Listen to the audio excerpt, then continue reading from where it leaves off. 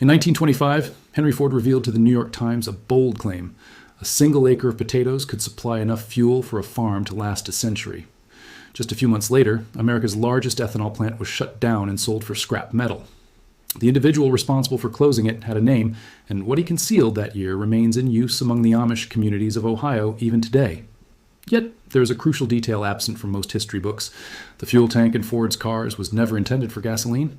It was built to run on something entirely different, an energy source he cultivated himself on his farm. $1 of corn could produce 25 gallons of fuel. The leftover mash became feed for his livestock. In 1925, the world's dominant oil company ensured this information vanished from public knowledge. If you live on a plot of land that already has a patch of unused soil, this is no mere historical anecdote. This was a practical blueprint designed for ordinary Americans. I was raised around men who could fix engines from memory. My father could rebuild a carburetor without seeing a thing. Later, I watched an Amish mechanic near Mount Hope, Ohio, open a tractor fuel line. What poured out was not gasoline, but a homemade fuel his grandfather had produced since 1934, costing almost nothing. Ford spent 12 years and millions of dollars developing a fuel derived from corn, hemp, and potatoes. A December 1925 interview in the New York Times, quietly absent from most textbooks, captured his vision. Today, the principles Ford documented can still be applied on land you already own. His approach is validated in 3 places: the New York Times interview, a laboratory notebook preserved at the Benson Ford Research Center in Dearborn, and a wooden shed behind a barn in Holmes County, Ohio. In 1928, Ford had just launched the Model T, priced at $260 once mass production stabilized. It became the most affordable and widely purchased car in the world. What most people never hear is that the Model T's original carburetor had an adjustable jet, designed to switch the engine from gasoline to pure alcohol with a simple turn of a brass screw. Ford intended this feature as the future of fuel. Ford's upbringing on a Michigan farm taught him what city executives could not grasp. A farmer who could produce his own fuel could never be financially crushed by rising prices at distant refineries. Dependence on delivered gasoline left farmers vulnerable to market manipulation.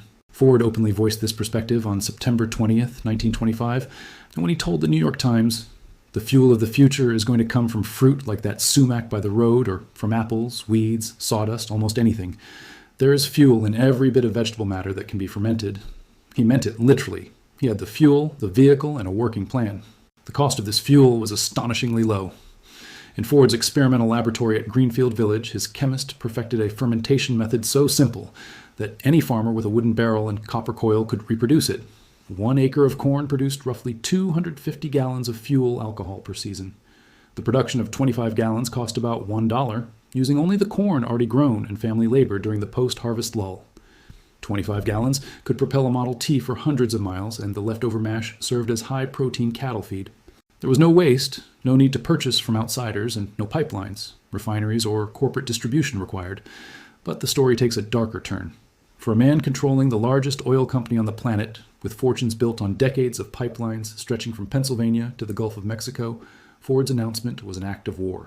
John D. Rockefeller, whose Standard Oil had been split by the Supreme Court in 1911 into 34 companies, still held sway over the majority of gasoline sales in the United States through the same investors, board members, bankers, and family network.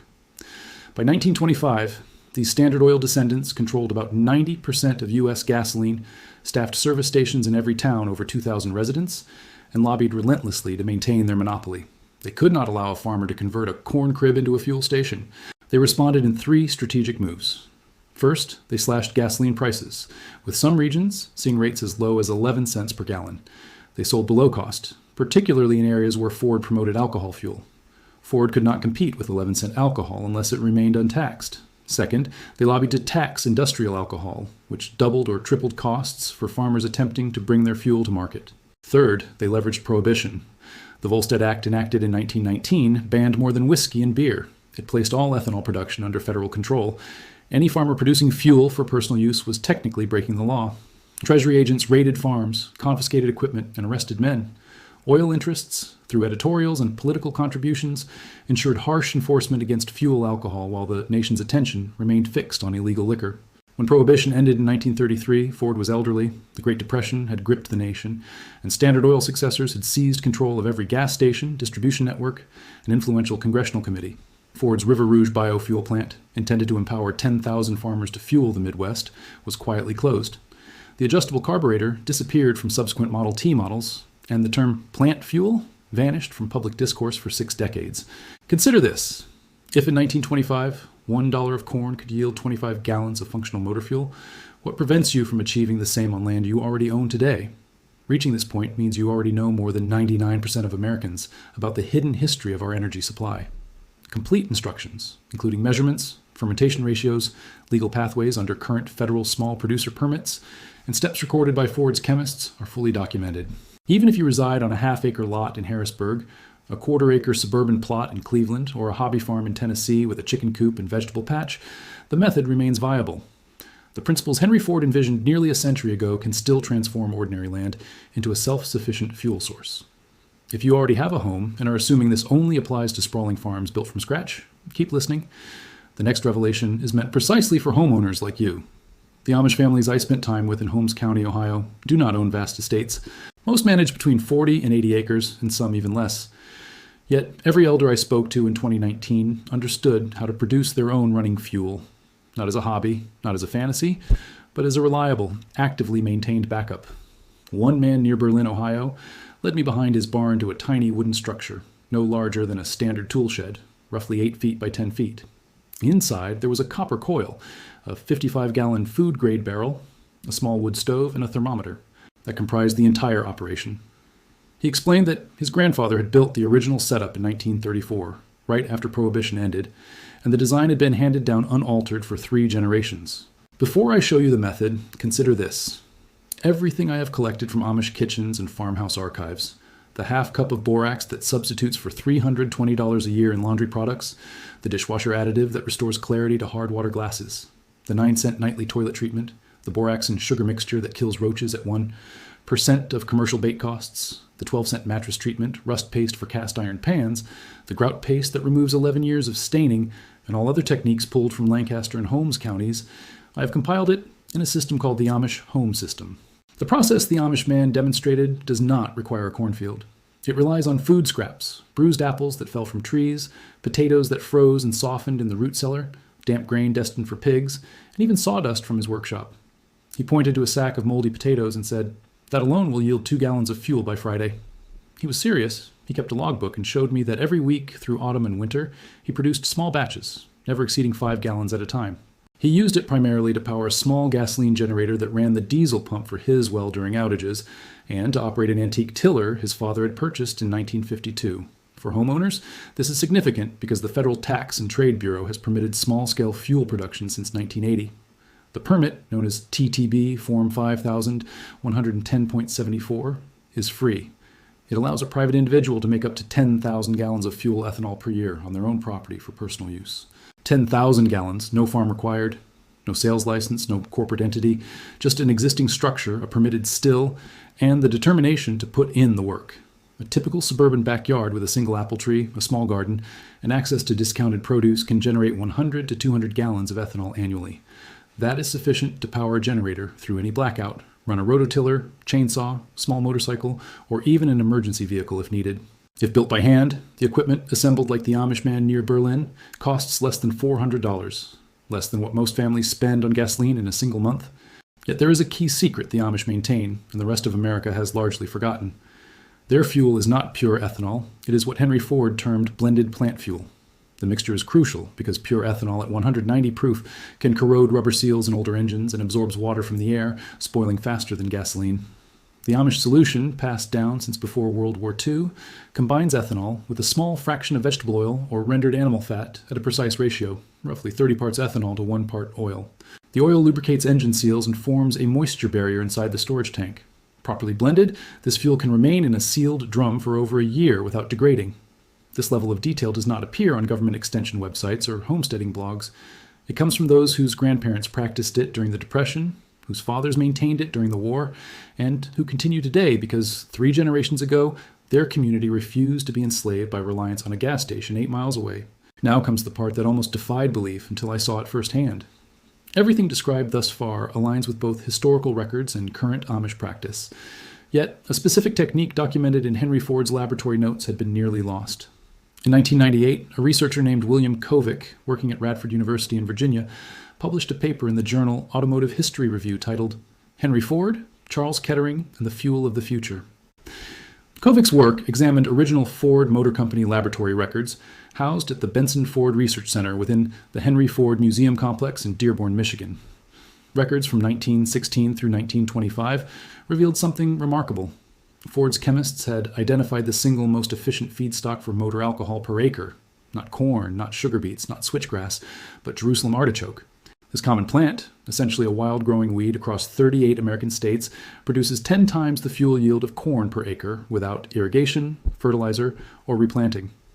Known also as sunchoke, the Jerusalem artichoke is a sunflower relative that forms knobby underground tubers rich in a sugar called inulin. Inulin ferments more rapidly and cleanly than corn starch. According to Ford's lab data from 1923, 1 acre could yield between 1,000 and 1,200 gallons of fuel alcohol per season, 4 to 5 times the output of corn.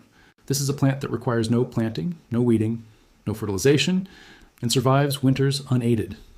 The ultimate secret emerges here. Ford's chemists noted, and the lab notes confirm, that Jerusalem artichoke tubers can remain in the ground over winter. The cold converts more inulin into simple sugars, enhancing fuel yield. Tubers harvested in frozen February soil produce more alcohol than those dug in October. Essentially, the plant refines itself while still in the earth. No silo, no drying, no storage loss. I asked the Amish man near Berlin why his community had not adopted this method widely. He grinned and said, "Oh, we have." He led me to a 30-foot by 30-foot patch at the edge of his property I had assumed was just weeds. He pulled up a stalk, revealing roots packed with pale, knobby tubers resembling a string of small potatoes. He explained, "My grandfather planted this in 1936. We have never replanted it. We harvest what we need each winter and it returns stronger every spring." He added, "A single patch the size of a parking space, properly maintained, can yield 60 to 80 gallons of fuel alcohol per year indefinitely, from an initial investment of less than $15 for tubers from any seed catalog." This is the buried Ford technique. It survives in the original 1923 laboratory notes at the Benson Ford Research Center. It is quietly practiced in pockets of Lancaster and Holmes counties today. Any American with 30 square feet of ground and the willingness to plant once in their lifetime can access it. The reason you have never heard of it mirrors why Ford's plant fuel was hidden back in 1925. A man who cultivates his own fuel in a backyard corner from a plant that demands nothing from others is a man beyond control. He cannot be taxed at the pump. He cannot be exploited during a crisis. He cannot be made dependent on a refinery 600 meters away, owned by strangers he will never meet. Such autonomy threatens those who profit from the current system. And so this knowledge was quietly allowed to vanish. The Model T's adjustable carburetor disappeared from production lines, and the stream of articles Ford published in 1925 had dried up by 1928. By the time your grandfather filled his first car at a roadside pump, the notion of growing fuel had been replaced with the idea that fuel was something you purchased. Yet the Amish remembered. The lab notes endured. And now 100 years ago, the most successful industrialist on the planet attempted to grant every American household the ability to fuel their life from their own land. Men with deeper pockets and longer influence made certain you would forget. But forgetting does not mean losing. The seeds remain buried in the soil. The method persists in the books. The freedom Ford envisioned is still waiting in a patch of weeds at the corner of your property. For anyone who senses that practical knowledge has been suppressed to protect someone else's profit, you already understand what steps to take next.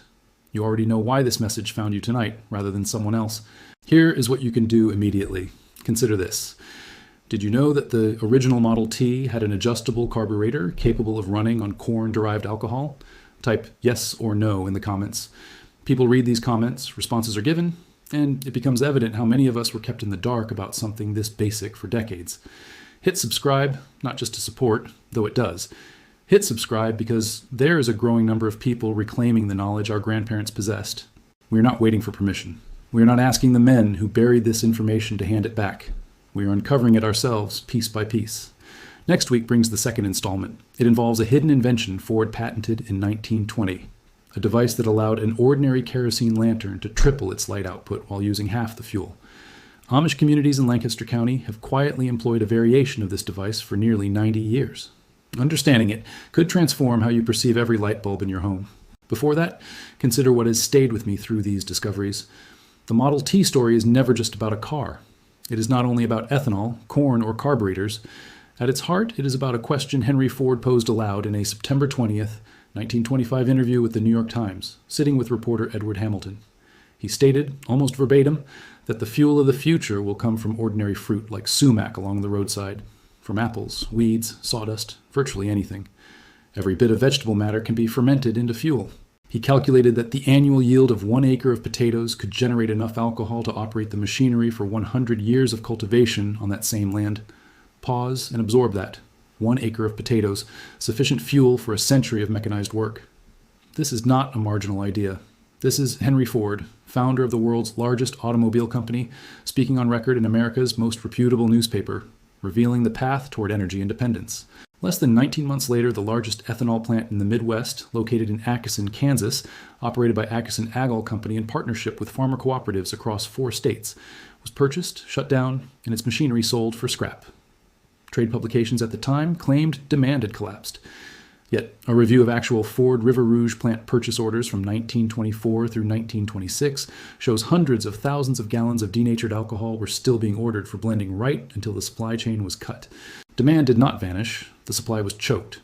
The men orchestrating this were unhidden. They testified before Congress, arguing that grain alcohol endangered public morality due to bootlegging connections, while quietly acquiring every distillery possible via shell companies linked to Standard Oil of New Jersey and the chemical division that later became part of the DuPont empire. Imagine how different your life would be if this had not happened. If, in 1925, the United States had embraced a fuel infrastructure centered around farmer-owned distilleries in every county, as Ford proposed openly, by 1940, 12 to 15,000 small ethanol plants would have dotted the nation. According to a 1936 report from the United States Department of Agriculture, motor fuels from farm products, a document still accessible at the National Agricultural Library if requested by catalog number, 15,000 plants averaging 22 employees each would have meant 330,000 rural jobs that never existed because decisions were made behind closed doors. Those jobs were instead concentrated in Gulf Coast refineries owned by 6 families. Reflect on corn prices. In 1925, a bushel sold for 70 cents. By 1932, at the Depression's low point, that same bushel was $31, and farmers often burned corn for heat because it was cheaper than coal. If Ford's ethanol economy had taken hold, each bushel would have had a guaranteed industrial buyer. The Dust Bowl, foreclosures, and suicide rates in farming regions of Iowa, Nebraska, and the Dakotas, 4 times the national average between 1929 and 1934, were not natural disasters. They were consequences of policy decisions by men insisting that liquid fuel come from underground, not from the field. You may think this is all history, irrelevant now. It matters because the same tactics are being applied today, using new language. Whenever you hear claims that small-scale energy production is unsafe, inefficient, or uneconomical, question who funds these messages. Ask who benefits when you believe that only giant corporations with vast infrastructure can provide fuel, electricity, or heat for your home. Henry Ford did not accept this. Thomas Edison did not accept it. George Washington Carver, who collaborated with Ford on agricultural fuel research at the Edison Institute in Dearborn between 1937 and 1942, did not accept it. These were not eccentric thinkers. They were the 3 most respected minds in American industry and science. Independently, they reached the same conclusion. A future worth having must be decentralized. You can still build the carburetor described earlier. The patent, United States Patent 12900491. Filed by Charles Nelson Pogue, is referenced alongside Ford's internal engineering memos from the fall of 1924. The components are not rare. The principles are no longer secret, even if they were buried for decades. A skilled machinist in any small town in America could fabricate the housing in a single afternoon for under $200 in materials. I am not instructing you to do it. I am highlighting that the option exists, and the only reason you have not known about it is that someone decided you did not need to. Please leave your thoughts about this content in the comments below. Thanks for watching. See you in the next one.